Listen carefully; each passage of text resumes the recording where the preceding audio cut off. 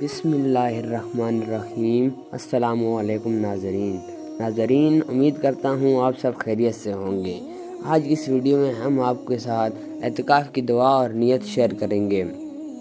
اعتکاف کی دعا یہ ہے: بسم اللہ دخلت و علیہ توکلت و نویت سنت الاعتکاف۔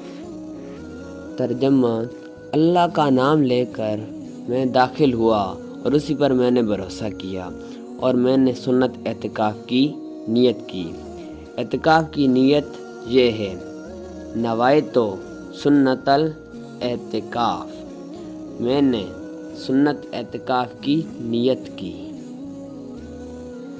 اعتکاف کی کچھ ایسی چیزیں جن کا خیال ضروری ہے۔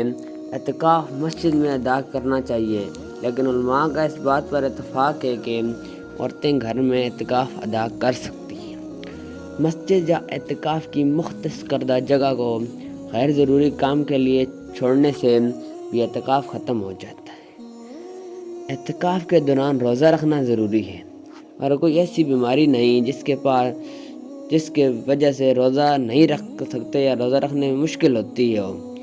اعتکاف کے دوران غیر ضروری گفتگو سے منع کیا گیا ہے۔ اگر دنیاوی معاملات کو ڈسکس کیا جائے تو اس سے بھی اعتکاف ختم ہو جاتا ہے۔